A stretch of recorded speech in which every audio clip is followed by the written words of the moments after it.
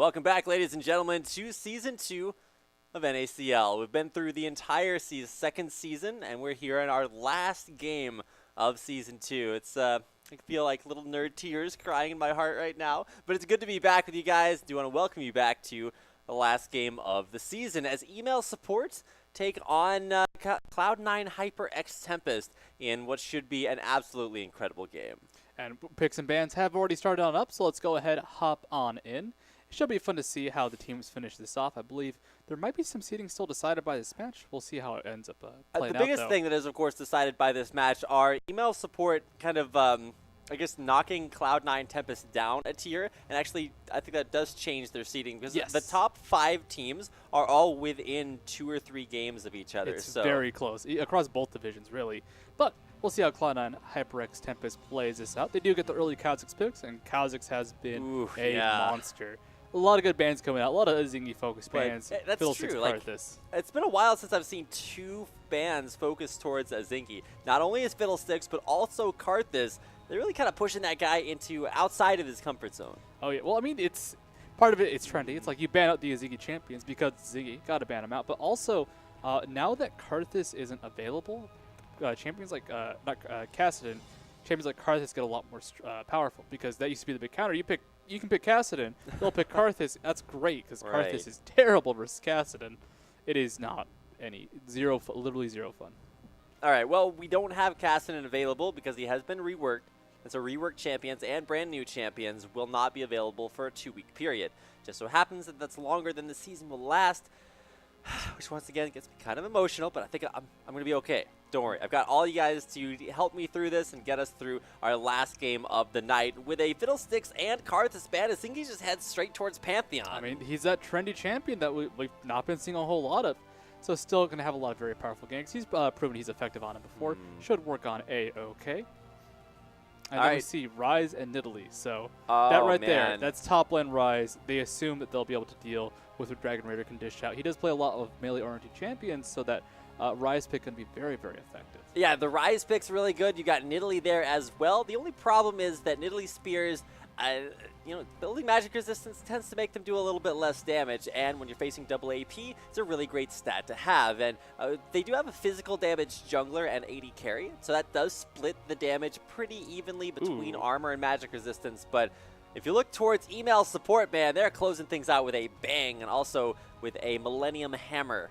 Yeah, that Jace pick. All right, that's a good way to counter out this Ryze. Ryze has been the bane of melees, but you go ahead pick a sometimes melee champ, partially melee champ like Jace. You can go ahead, deal with the farming lane, can actually burst on Ryze quite a bit early on. It's not an easy lane from the early game, so we'll see how they play this out. It should be pretty interesting. Is it the Centennial Hammer? I think I'm a few years off on that hammer that Jace uses. I guess it depends on how well you play Jace. If you just play Jace kind of okay, it's like the Decades Hammer. If you're really bad at him, it's the Annual Hammer. Ooh, the Annual Hammer, gosh. Don't ask me because I play Monthly Hammer Jace. It ain't that good. Monthly Hammer Jace, also good. You know, sometimes you play like Leap Year Jace or Leap Year Hammer Jace. That's for the off build. It's true. Every once in a while, you actually do really well, but it only happens once every 4 years. That sounds like my Jace. Sounds a lot about like my Jace. But we're getting the lock-in on the bottom lane there as Altec's going to grab away. I almost said glab away because he's with Glebe Glarbu. The bottom lane with a Karma Lucian lane. So I'm excited, man. We got Karma back in the support lane. We'll double check to make sure it's Karma, but Karma's been seeing like some occasional play. She's very, very good at stalling out pushes because she has good base damage. She scales decently, but it's for tossing out Qs every now and then to stop the push. Those flares will slow you down. Which Nidalee, not a lot of good wave clear. Ryze, not a lot of good wave clear. You'll have to pop the ultimate for that one. So this is a good way to kind of fill that gap, and I like it. Just between Lucian and Karma, you can usually delay pushes, which means if they're on the back end rather than moving forward, they're a lot more powerful. If they're moving forward, you toss out soul foils, you land those, you're going to land a spear guaranteed afterwards. Now, last game that Cloud9 HyperX Tempest played Studio, they broke my heart. And I don't know, they held it in their hands and then they just broke it again. Bishu going for what I thought was going to be the Guinsoo's Rageblade into Iceborne Gauntlets. Not only did he not pick up the Iceborne Gauntlets, he got a Lich Bane, and then he sold the Guinsoo's Rageblade for a Void Staff. He had to go back to the normal Nidalee, but we do see this will not be a Jace top lane, unfortunately, as got to make sure the champions reach their intended destinations, that or we're going to see Jungle Thresh. Not sure how I feel about that. But if we do see Jax top lane going up against Ryze, that can be a bit of a rough lane for Jax early on. But eventually, kind of mid to late game, you get that hop on, you get that damage on, and it's a lot of burst. It's a lot of great damage to kind of just chain CC and burst on Ryze, who is squishy early on. So see how they can play this lane. Jax a little less susceptible to Ryze poke because he can easily and reliably jump onto him early game. But he's still dependent on mana. It's still a tough lane. Yeah, it's a very big cooldown battle in the top lane. You want to bait out the leap strike cooldown and that counter strike cooldown. A lot of striking going on from Jax, and if you can do that, if you can keep him out of that melee range versus Ryze, that's exactly what you want to do. We'll have to see if that's what Yuzuki plans on, and if kind of the new 2.0 roster of email support can take to the Rift and take down one of the strongest teams in NACL. And we'll have this as our last game of Season 2 coming your way after a short commercial break. But don't go anywhere because we've got to shout out our sponsors first. It's always nice to stick around and listen to those. You can check them out right down below the screen if you guys want to. It's Loot Crate for $13.37 a month.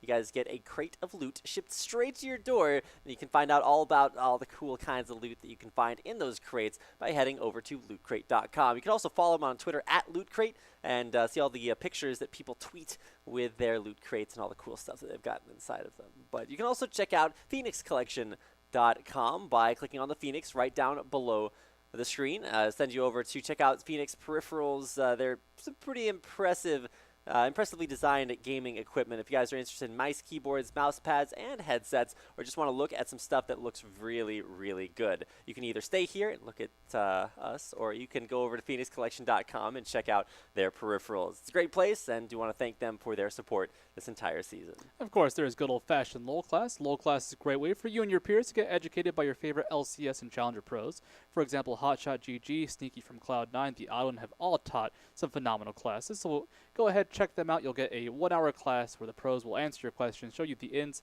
the outs, the exploits, everything you need to know about your favorite champions from your favorite pros out in the scene. But with that, we're going to go ahead, take a quick short break, give you some nice Monster Cat music to listen to, and we'll be right back here with our final game of Season 2 between Cloud9, HyperX, Tempest, and email support here at the North American Challenger League. And if you're ready, we'll go. We'll maneuver.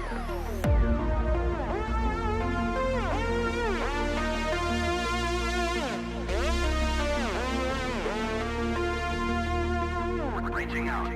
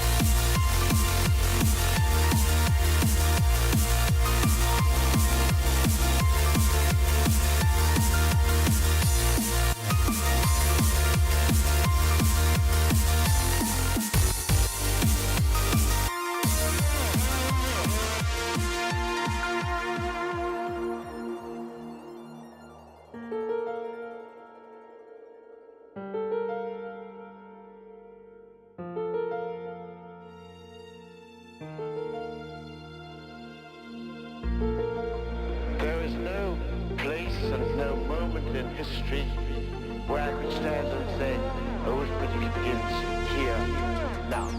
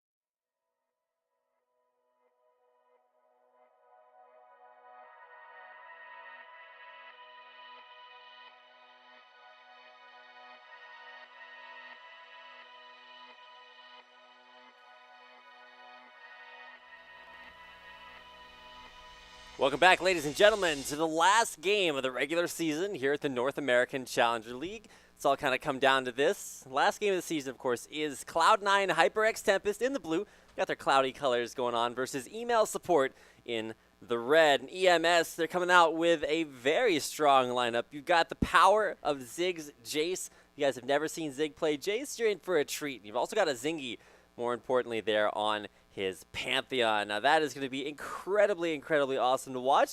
The other thing to watch out for is also going to be the Jax Hyper Carry. Now, we talked about how that's a very cooldown based matchup versus Ryze, but both top laners scale incredibly well into the late game. Invade comes out from Email Support. Karma, though, not standing in the old brush people used to hang out in, as Thresh could have landed a hook over the wall, so the Invade will be successful for the steal most likely, but not picking up any kills. We can see the members of Cloud9 HyperX Tempest rotating towards the top part of the map. Kha'Zix already could be getting a position to take on that blue buff. Of course, this is all from the trinket spawning wards late, so people can reliably go for the invades. Actually, it looks like Kha'Zix will start with its own blue buff, could rotate towards Email Support's red buff. We'll see if we see any counterplay from Email Support. All right, Zig just kind of getting out of there, out of the bushes, scouting things out, but probably will see maybe a blue buff start into a red buff steal, or possibly the other way around. Either way, it's not often that you see junglers get 3 buffs to 1, just because it's so easy to just walk into the other side of the jungle, because, hey, there aren't any wards, and there won't be for another 30 seconds. It does look like when you talk about things like red buff steals, you have to think about, all right, so how are you going to get the opposing red buff? There's one down, and with a blue buff taken actually solo there for Kez, he's going to be a little bit more vulnerable, having taken a lot of hit point damage there, finally clearing things out, and then probably heading towards the opposing red buff. I think it's fairly safe to say that his was stolen away. More importantly, though, we do have Bishu back in the mid lane, this time starting with a Doran's Ring instead of a Doran's Blade. And he's going up against a mid lane Lee Sin. Probably the last time we're going to see a mid lane Lee Sin before his changes, adjustments. I mean, mid lane Lee Sin, we see it quite often. Saw Pantheon in the bot lane looking for a gank, but could not find that positioning, so rotates towards his own blue buff. He's assuming that his own red buff is gone, but it's an even change trade nonetheless, so it'll be a-okay. Ryze up top lane takes a lot of damage from that Jax level 2 burst. It's a leap strike into an empowered strike auto attack reset, so a lot of very quick bursts that Ryze can't do a whole lot of block. No, there's Death Sentence, though, on a Glebe. Glarbu trades it right back away, man. That early game Karma poke is so strong. And especially Karma started with a Doran's Shield instead of that big Spell Thief's Edge. And that Doran's Shield is all about the Thresh. Karma does not have good auto attack range, so she goes for pressure. Very easily punished, so with the extra Doran's Shield, she's very tanky, very mobile. Counter-Strike coming out from Dragon Raider onto Ryze. Oh, Ryze will man. be okay, though, and here comes Kha'Zix. Yeah, that is not the place you want to be jumping in, and it's like the Ignite ticking down. First blood goes to Yuzuki. Flash is burned by Zingy in the bot lane. Karma does burn her own flash in response, so will be an even summoner exchange there as Tep Dame Killer in the mid lane, taking a lot of harass from Italy, so he has to land his Qs. He cannot just lane normally. He has to go for the constant harass, because if not, he doesn't get enough lifesteal from Safeguard quite yet, and he needs to pressure out Italy before she hits level 6. It's a risky lane where Lee Sin can easily fall behind early if he's not getting that resonating strikes at level 1, level 2, level 3, when his auto attack damage is insane. All right, well, speaking of insane auto attack damage, you got Jace in the bottom lane, and it's more his melee auto attacks that are pretty insane. When he goes all in, he does it a little bit more up close and personally than a lot of other AD carries. Of course, he can transform. I don't think there's another AD carry out there that can transform. I mean, let's see. No AD carry, unless that's bad for whatever reason. Can't think of a reason that wouldn't work out. I think the last people that tried Nidalee as an AD carry were Dragonborns, but they played her AP, so... Yeah. Jace is an AD carry. It's all about the burst combo. We see this a lot from Sneaky and Cloud9 back in the day. Initiation onto Karma. In comes a Zingy with the Lantern, though. Nice dash out there from Altec, but and there's the knockback as well. Glebe, he's on the run. Can he escape? I was going to use an analogy, but he's like a Karma running away from 3 people, Studio. I mean, like Karma runs away from 3 people. It lasted a long time, actually. So some CS is denied to Jace in the bot lane because he just wasn't around for it, trying to chase down that Karma. It's a little bit rough in that case, but, you know, it's a Thresh tank with the Jace, with the Lee Sin. Very hard to escape, especially with the Flash already being burned by Karma. By Lee Sin, I'm at Pantheon. My mistake on that. Pantheon, of course, that aggressive early ganker because of his reliable stun. Going to be getting relatively close to level 6 to level 4 now, but if you can farm that up, we'll see him just keep going either bot or mid with that pressure and that ult. Acceleration gated Shock Blast will land, chunking out Altec. He's actually pretty low on mana too, and they will not go in there for the dive. Very good decision, but top lane, man, you got a lot of pressure put on a Dragon Raider. He's not going to get a whole lot of help just yet. They're going to go in, but immediately the stun locks down Cortez, forced to flash out. Dragon Raider stays alive.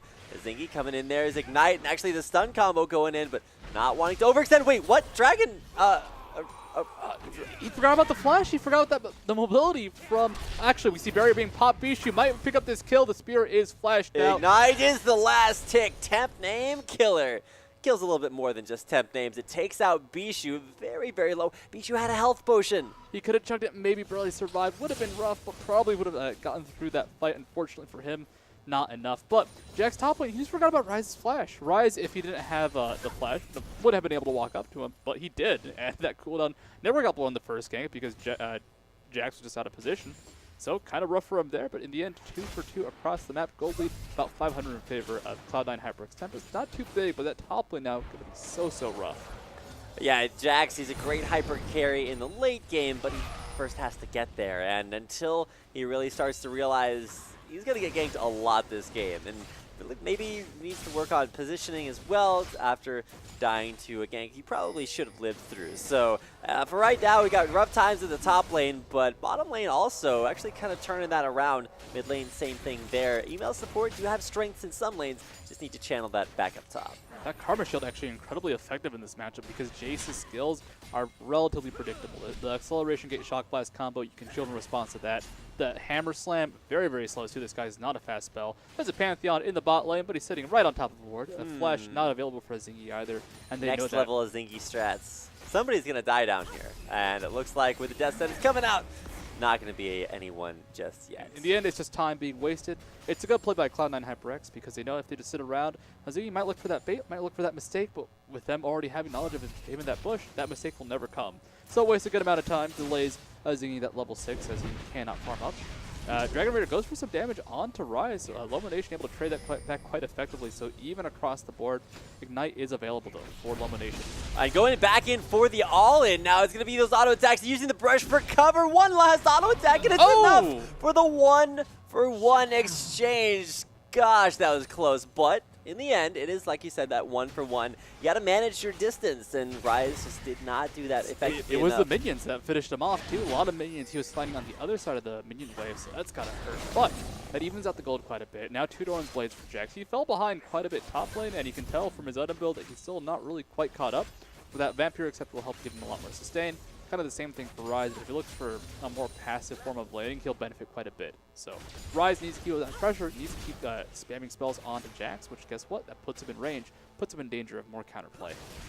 And I guess the important thing, well, one important thing to know is the bounty reset for both top laners. Ryze was down 2 kills, was starting to have diminished gold, whereas he almost had a killing spree, or Jax was down 2 kills. You almost had a killing spree there on Ryze, and so for at least right now, things are right back to even as far as gold counts are concerned in that top lane. You got a whole lot of swords pointing towards the northeast right now. Let's see, it has 1, 2, 3, 4, okay, there's a bunch of them, and now one less because it was turned into a brutalizer. So, man, that mid lane Lee Sin power is about to start kicking in. Going for the brutalizer instead of opting for that Ravenous Hydra, which means he's looking for champion kills, not so much He's looking for champion kills. He's looking for them now, because Nidalee, you don't want to let her keep getting farm. It's too dangerous, because Lee Sin will be able to stay alive in lane. Like, Nidalee can try and clear out the waves, but Pound Swipe is too dangerous to do against the Lee Sin.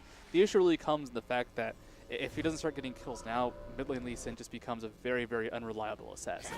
Because you have to land your combo, you have to really get onto the right target. Lee Sin is really good at it, of course, but it does take a second or so for him to get his combo off. He's so squishy that if you make a mistake, like at best you'll trade none for one, and at worst, at worst you trade none for one. At best you trade 1 for 1 usually if you play mid lane Lee Sin late game. All right, now the dragon will get taken away. It's actually Temp Name Killer that takes that one down, and on the Temp Name team, on the Temp Name army, Temp Name Killer, you'd think he might not be very welcome, but he's actually making it work so far, getting a dragon and a kill for his team. And I like the brutalizer, helped him DPS down the dragon, but he's gonna have to put that one to use. Has only been able to find one kill so far.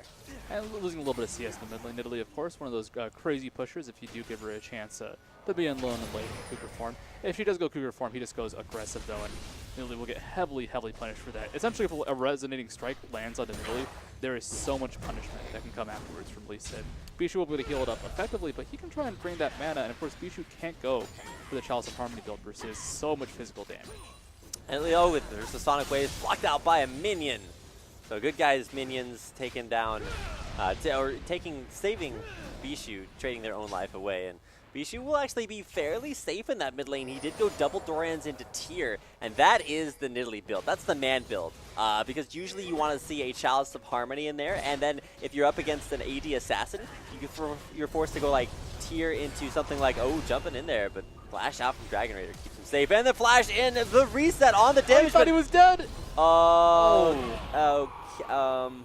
Second time he's done that, gone in with not the greatest odds in his favor. We got Zingy trying to get in there, and with the reset, oh man, that was actually pretty slick. That was slick, yeah. That was, he stopped the Heartseeker strike because he got enough damage to get the auto attack that was guaranteed to crit. So it made sure he secured the kill, wasn't waiting for the animation to finish. Very cool move coming out from Zingy. And that play from Dragon Raider, he thought he was dead. That's why he turned around. He assumed he would be finished off by Rise. I think he would have made it. Yeah, Pantheon would have been able to kind of stomp him afterwards. But yeah, he could have walked on out of there, and he would have been A-okay. In the end, still a 1-for-1. He picks up the assist as well, so it's not the worst situation. It does make his laning a little bit worse, but in the end, it's okay. It's not great. It does maintain the gold lead ever so slightly for email support. All right, now Tempest Killer is trying to play very aggressively, but hasn't really been punished by it at all. And if you look at the CS, he's actually down just a little bit, but it has managed to keep himself up in that department, which is always something, as somebody who wants to go for a lot of harass, a lot of all-in kill potential, sometimes you actually see him drop down a little bit in CS, but great dodges consistently there from Bishu. I was talking about the man build. Usually you want to see like a Seeker's Arm Guard for an early Zhonya's against an AD Assassin, but Tempest Killer actually going in, maybe baiting a little bit for Zingy, but not effective. He's looking for a possible lead engage, and with Zingy there, they could have easily punished it. That just landing any sort of harass really is effective for Lee Sin, because he does have decent sustain now from the Safeguard build. It's not amazing, as he's most likely going for max on Sonic Wave Resonating Strike, just for that extra bit of pressure and extra bit of damage, but it lets him really sustain quite well just with 1 or 2 points of Safeguard. As Lobo Nation up top lane, he took a lot of damage from Jackson and gave it right back to him, actually, as those sustained trades, because of his range, are so much more effective for him. But look at email support. They're taking down the first turret of the game, and while blue buff will get given over to Bishu, it's going to help him out, but not necessarily in an offensive way, just allowing him all that mana that he needs to continue getting that CS in lane. Hasn't really seen any groups just yet for that dragon. I mean, maybe we saw a little bit, and finally a Sonic Wave lands onto Bishu. He's already down to half health. I mean, Bishu has to be very cautious. He does have the barrier. That's why he's staying so far forward at half HP, but Lee Sin has so much execution potential that if Bishu sticks around really at less than half, it's an easy resonating strike into a kick for the finisher. Now it's Ignite to back him up, that he'll not going to be all that effective either. Dragon Raider will be going down top lane though, kind of sat around too much. He's just not confident in this matchup that it's showing. He doesn't really know how much damage Rise can output. Like, he misjudged it early game as being way too could high. Die here. Misjudged it late game, or mid game now is way too low. All right, so we've got a Lee Sin in the mid lane who's trying to play very aggressively, but isn't managing to snowball. And you've got there's actually going to be an engage right on a Tempest killing the Safeguard. Wait, where's the spear? This is going to be what it's no flash in for the melee kill. Bishu going hard, going in, and turning up. And smart play there. Had he gone for the spear, Lee Sin would have flashed it to the side. Would have been A-okay, and guess what? Cougar form not available for a few more seconds. That would not have been a kill on a Tempest Killer. Tempest Killer could have turned around, gone for the kick, unfortunately decided not to. And I mean, that's the other issue with Lee Sin versus Nidalee. If Lee Sin's ever too low, Nidalee just goes for that execute kill. However, Bishu has to land those spears first. Got the damage this time though. Bishu's gonna be a little bit of danger, but should be A-okay unless Dragon Raider can connect. Ooh, yeah, there's no connection there. He's gonna be disconnected for just a little bit. Flash, and there's the Ignite. Zig coming up from that bottom lane for the roam, taking out Bishu. Of course, To the Skies did not get dodged out. The slow still applied. You can actually dodge To the Skies. I'm not sure about with Pounce. With Flash you can. And it's an AoE targeted skill, so if you flash out of where the AoE will land, you're actually A-okay. A lot of damage coming onto Thresh, though.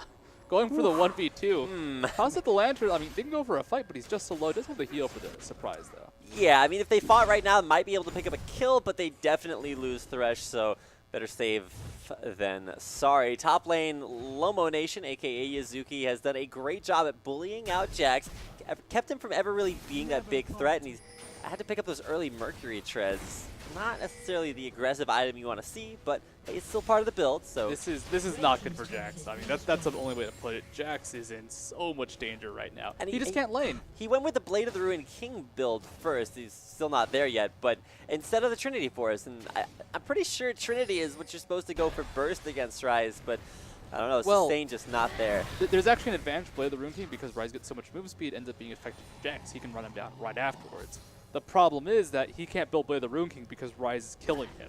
And you don't really want to run down somebody that's already killed you so many times. He can't farm it up. He can't farm up the item that would let him run down the champion that can already kill him. So it's a major problem for him top lane. He needs more help, but Pantheon's been focused more on the bot lane. And the truth is, getting Ryze with a Pantheon ultimate is fairly difficult just because of his high mobility.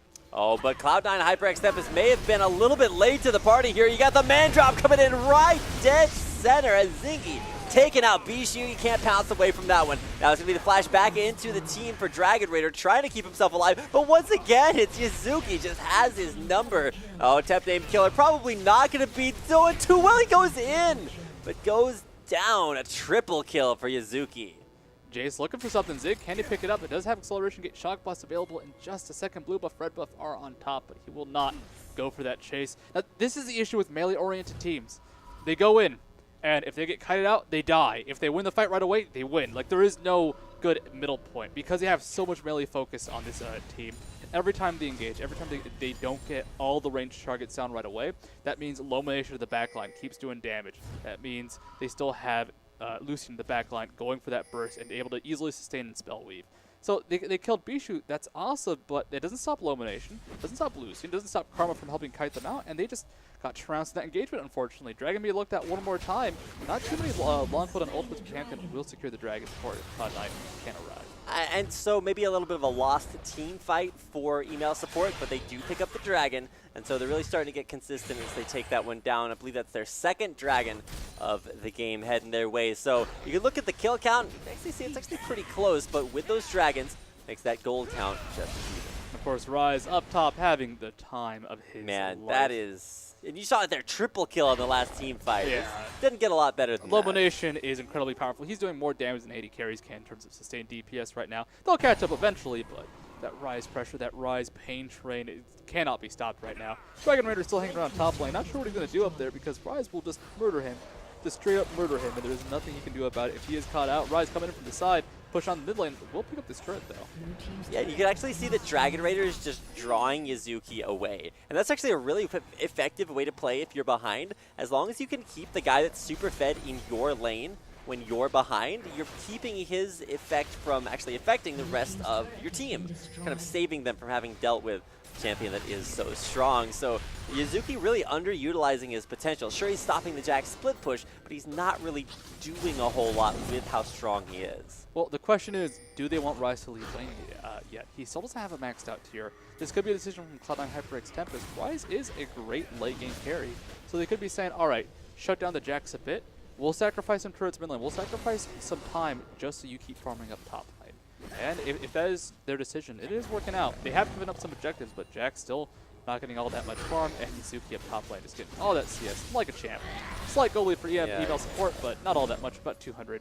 It fluctuates between 100 and 200. Still nothing. This is a very even game in terms of gold, but Yuzuki, when they go for the team fights, he's a person that needs to be there just to go ahead and burst people down like crazy with that Ryze. 6-6 sustained and burst CPS at this point. Yeah, and this is where you want to see maybe like Ball's teleport Ryze that he's shown a few times, or at least he used to. Maybe it's coming back, but teleport would be huge on Flomo Nation or Yuzuki, whichever one you want to call him, just because it would allow him to not only dominate his top lane, but also dominate in team fights. For now, it's actually a relatively scary affair because you can stick Jax in a side lane, have him get that split push, and if Ryze comes to duel him, you take that big factor out of the team fight for C9. All right, we do have Pantheon in the white. Could go for an ultimate mid lane. Nidalee trying to toss out Spears. Bishu able to connect all that many, though. Now, if Pantheon goes for the fight, this could be what we see last team fight. The ultimate got challenged for a second and stopped as a Tap Name Killer taken down to half HP. The one spear that needed to connect connection. The one spear. But yeah, exactly. One spear, one dream. It's true. Well, we'll see how incredible these tower defenses can be, because the poke comp still it's starting to come out there from Cloud9 HyperX Tempest. You are looking for a first item. Ooh. Void Staff there on They Italy. can go on this. They can try and just burst down Blue Garb, see if they can go for Where's a that good man run drop? down. Pantheon not in range though. Ziggy did go back to base. Now he's channeling Glebe. It's going to be A-okay. It's stopped right away. All right, 8-second cooldown when you cancel the Pantheon ultimate, and every single time it would be enough to pick up maybe 1 kill, but then you just suicide your jungler and have the risk to lose maybe a very early Baron. So have to play it carefully. They need Pantheon to blow as many escape spells as possible on Cloud9 HyperX Tempest. You see like 5 flashes away from the Pantheon? Yeah, that'd be great, because if Flash is available, then email support, they can use their engage skill, and actually being chased down now. Can they pick up this kill? Glebe does survive, but the hook onto Altec. Pulling him in there, but he dashes back. It's going to be not enough to keep him alive. Bishu will pick up the kill onto Adrian, but now the shutdown as, like you said, can you kite away from the melees? Answer, unfortunately, in that case was no, and a huge 3-for-0 exchange, and now the Temp Name Army are looking to turn towards Baron. Oh, their Baron is so fast. They can shred it to bits. They will just destroy him, because this is essentially 3 physical-oriented carries. Actually, 4 with the Ziggy playing the Pantheon, and then Thresh, he's dead. He doesn't need to be there. He's not a physical damage carry, so they'll shred through the Baron quite quickly. Now just all rotate to the other side, so Nidalee Spear is all hit. They're grouped up close, though, because there's so much melee. Yeah, you just have to dodge these Nidalee Spears. Now, one will hit on a Ziggy. He's totally okay with tanking that, because now he has Baron regen, and they just need to escape here alive. They do so successfully, and off of 1 team fight, turns the game around, gives email support their first Baron. An early Baron, a solid Baron nonetheless. They're getting the objective control down. Their team fight, they had the rush down. They killed Altic fast.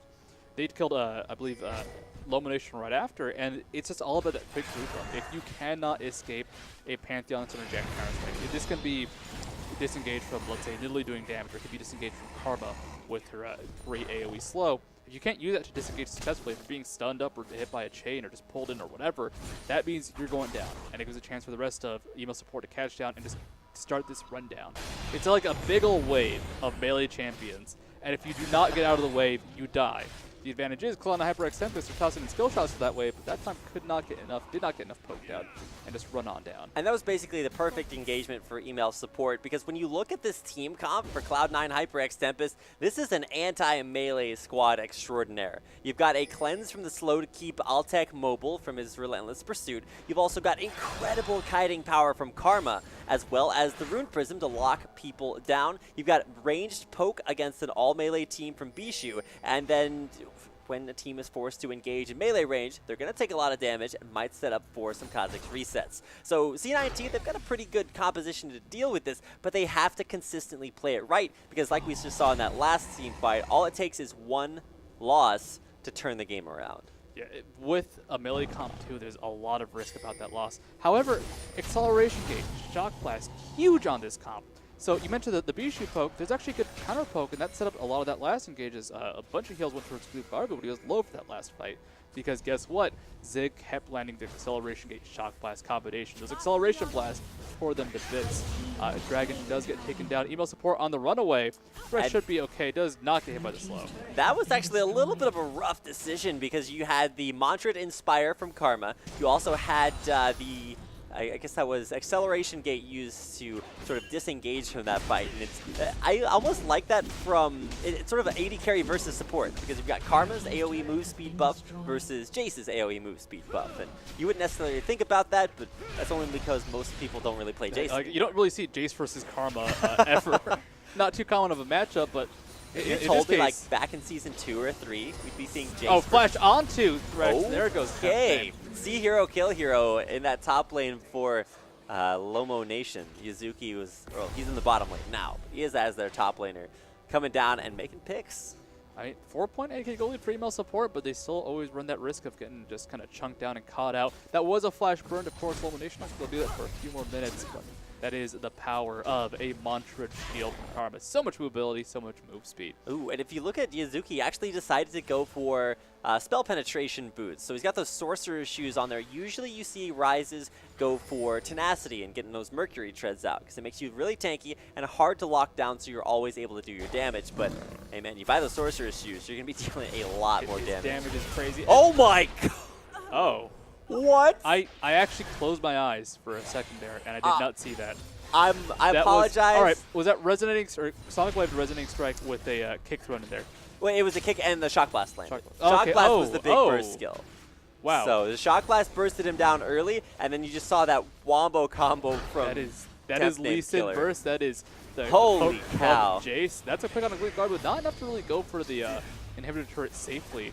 But they can now use this time to go ahead and ward up the jungle. That is the assassination. Like acceleration gate Shock Blast, it's not a low cooldown combo. It's got a decently sized cooldown compared to say Nidalee Spears or other pokes. But when it hits, it hits. We can see the impact already. And Lee said, Dragon's Rage has, I believe, a 2 to 1 AD ratio. So every 2 bonus AD or 1 bonus AD is 2 damage. So it scales incredibly fast. Engagement though on a Dragon Raider does flash out. I'm not sure exactly where he's going. There's a lantern right there, but it's not going to be in time. And Dragon Raider getting picked off. This is a little bit worse than last time when Adrian got picked off, but holy cow, this is a little bit too close for comfort, man. Email support, every time they make these big plays, they always seem to give just a little bit back as well. And now Cloud9, HyperX, Tempest, they continue to sustain here. And while Jax is continuing to get caught out and stopped from farming, you see Jizuki just continue to get stronger and stronger. He's getting close to that 200 CS mark, almost there. Yeah, very, very powerful. Could be looking towards either a Glacial Shroud, which I think would be the most effective item now, just because it will help slow some attack speed, and it really helps defend against the mostly physical damage team. We might eventually see something like that. You can see something could be like a Zonius, but most likely not. Though the armor would be nice. This is a team where I actually kind of expected Cloud9 HyperX Tempest to forgo some normal items and just build a ton of armor across the board. Because while there is a little bit of magic damage from Jax, a little bit of, I think the stun from Pantheon is magical damage, there's very little of that. And if they just build a lot of physical defense, it'll keep them alive, because it's not really any shred. I mean, Jax does a fair amount of magic damage, too, especially once he starts leveling up that Grandmaster's Might. A little bit of a Shock Blast there onto Kez. Just cleaning out some wards here. A Warmog's Armor as the first completed 3rd tier item for a Zingy. I love that he went for Warmogs instead of finishing Randuins, because now a huge health pool, all augmented by that bonus armor, is really going to make not only the Wardens more effective now, but also set him up for a huge defensive power spike when he picks up that Randuins. I like the Warmogs because if he gets hit by any poke, there you go, it'll start sustaining him right back up. And there's a lot of mixed damage, so it's helping him defend right now versus Cloud9 HyperX Tempest. I do not like email support's team late game. Late game, Lee Sin is not a reliable assassin. Jace is not the best AD carry. There's a lot wrong with their team. Like, Jace doesn't have the range to keep up with someone like Lucian or Caitlyn, actually. The long-range AD carries shred him to pieces. Well, to some extent, he is actually very long-range, but look at those Nidalee with the heals. auto attacks. You've got shields from Karma and heals from Nidalee, so shields and heals. We're trying all to around.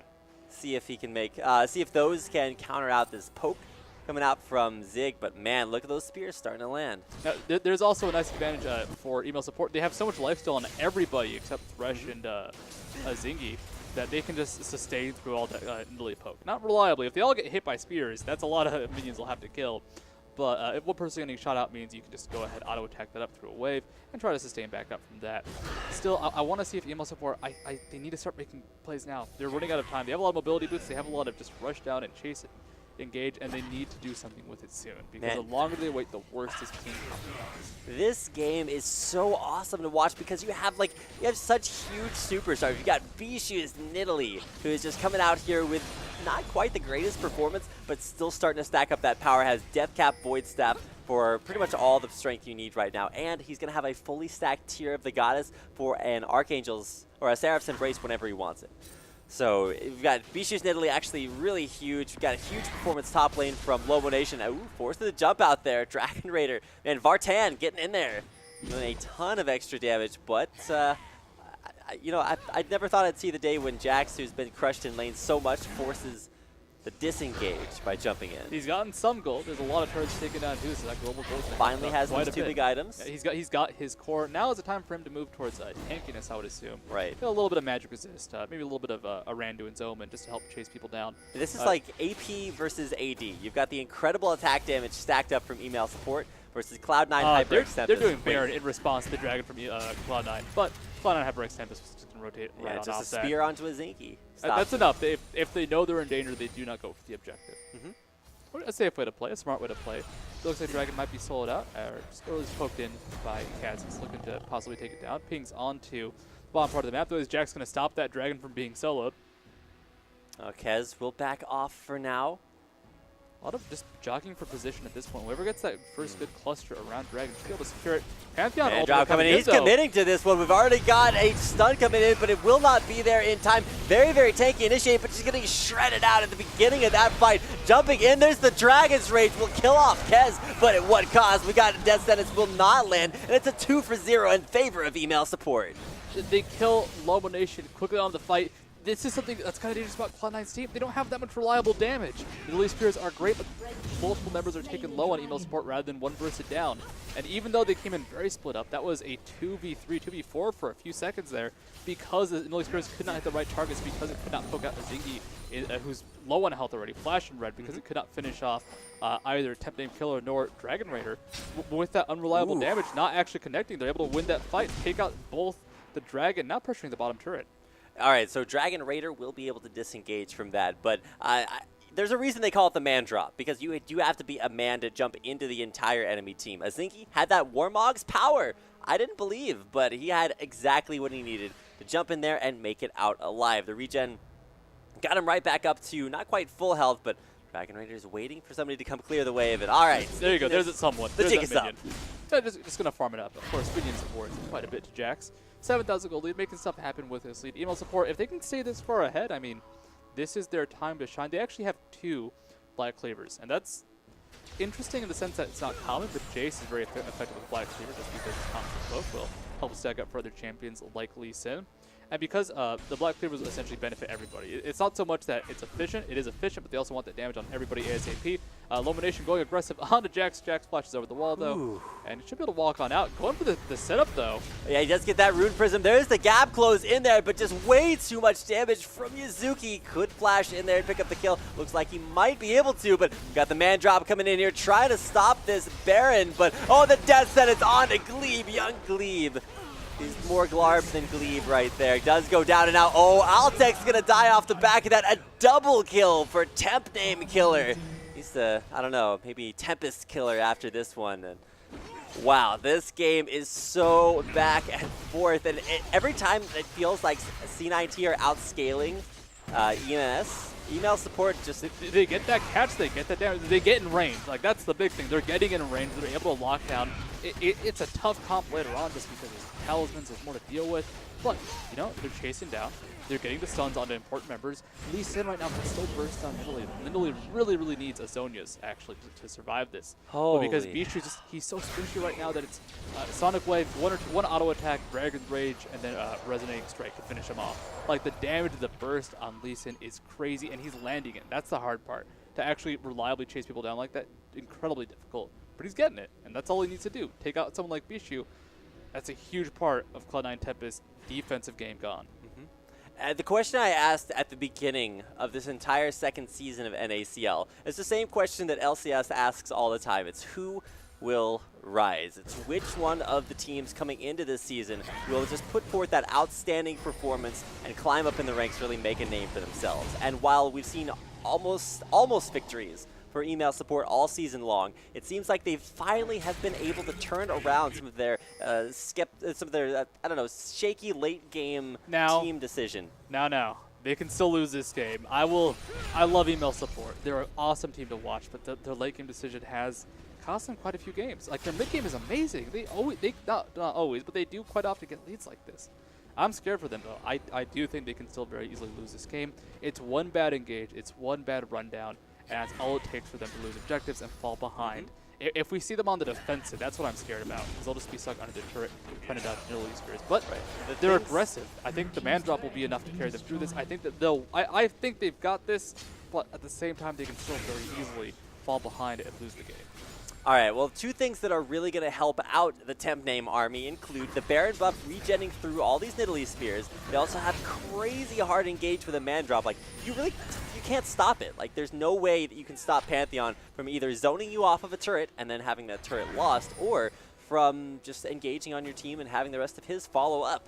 The one disadvantage now, and that's actually the cool thing about this Jace. People talk about Sivir when you want an AoE move speed buff that gets you into a long-range engage. Jace does the same thing, and I feel like people kind of lost sight of that because, honestly, who plays Jace as an AD carry? I mean, it was pretty much Zig and Sneaky. And the advantage here is Sivir, you use it because you get everybody in a big ol' AoE. It lets you do ganks effectively bot lane. They have Thresh to make up for it, and Jace right now is using it for the wave of melee. Ziggy is caught in the bot lane. Lobo Nation gets a lot of damage onto him. Ziggy has to stun and walk on out. We can see both sides converging. Oh, but is it too far out of the base there? Lomo Nation, aka Yuzuki, makes it back in time. A lot of chunk damage there onto a Zingy, but if there's one way to regenerate health, first of all, be Dr. Mundo, but second of all, Warmog's armor and Baron buff. That's going to be crazy regen on the Zingy. That is Mundo levels of regeneration at this point. And man, email support, they're looking really solid. They just need to get that final wave, that final push. Like, Sivir would be good if they didn't have so much melee. But right now, because all of email support walks from the acceleration gate when they're chasing someone down, everyone benefits from the movement speed. The longest range champion they have is Thresh at 450 Death Sentence or lands 500. onto Yuzuki.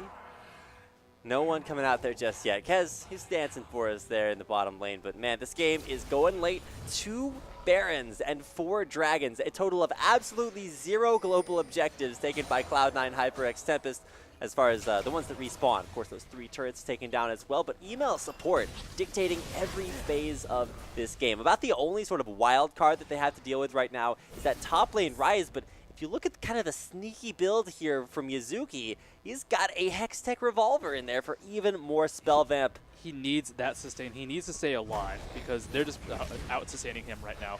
Ryze's sustain DPS is pretty solid. Dragon Raider is in a bit of danger. His Blood of the Rune King seems he can walk right on out of there. Safeguard will keep him extra safe if he needs that.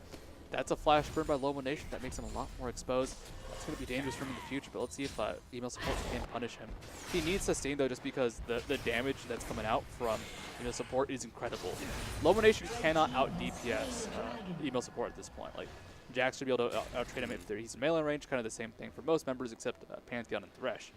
But if you can go ahead, go for the kite fight, go for longer engagements, maybe you can actually kind of 1v1 Dragon Raider, bait him into that fight.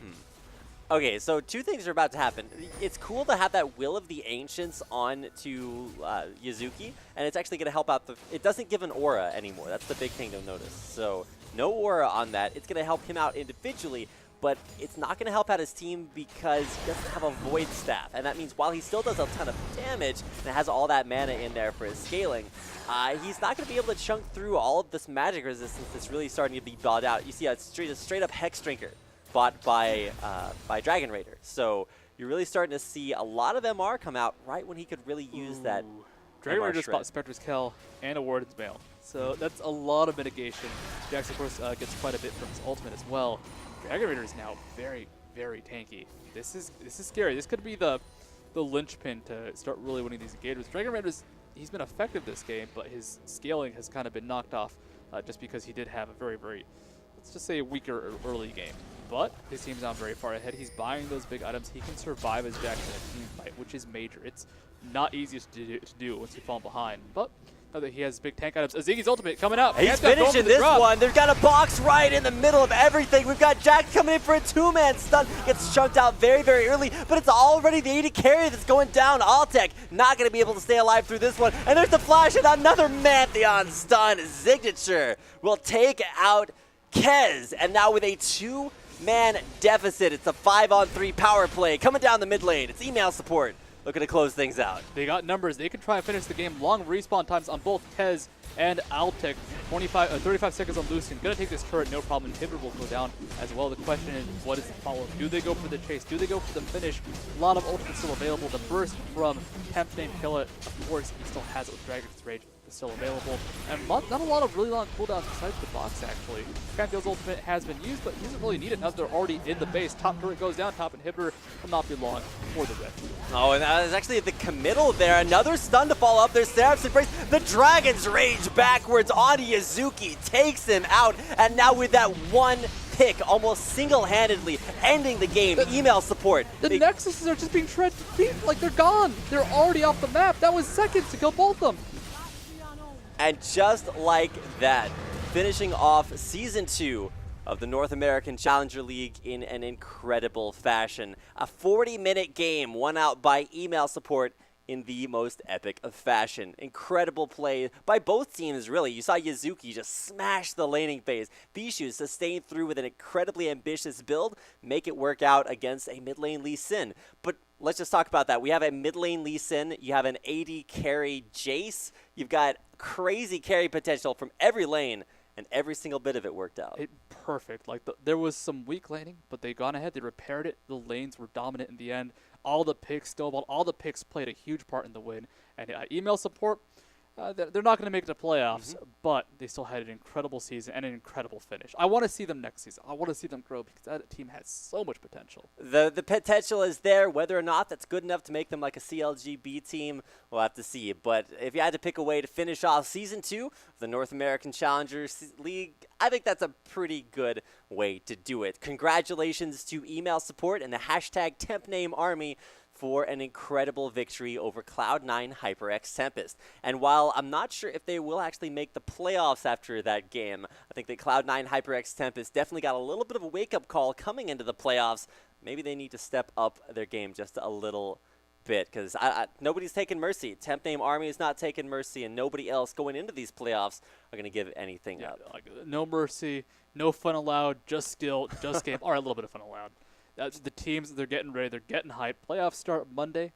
We'll have the full schedule released pretty soon. Should be on Reddit. Should pop up somewhere, or the NACL esports website. It's true. If you guys want to check out our schedule for the playoffs, eventually I think it'll be released, like Studio said, over the weekend. Head over to NACLesports.com, where you can find records for all of the teams. You can also find scheduling information and the stream. So if you're ever looking for NACL action, head over there. But if you do want to make sure that you don't miss out on any of NACL playoffs, make sure to follow us right down below the screen. Just scroll down, and right above all of the sponsor and social media information, you can click the follow button to let you guys know whenever we go live with NACL. Also, make sure to follow us on Twitter, YouTube, and Facebook. And on the note for YouTube, if you guys are looking for any of the games played this entire season, head over to youtube.com/NACL esports and check them out. All the YouTube VODs that you could possibly handle.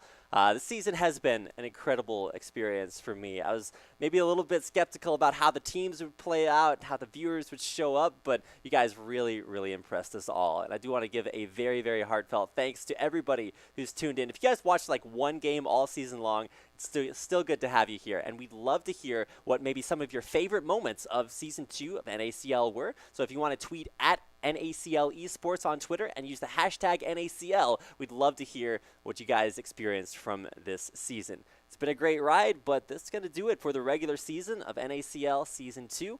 So on behalf of myself, Studio, EGAD, our live production crew, and all of us here at the North American Challenger League, it's been a great season. We'll see you for playoffs.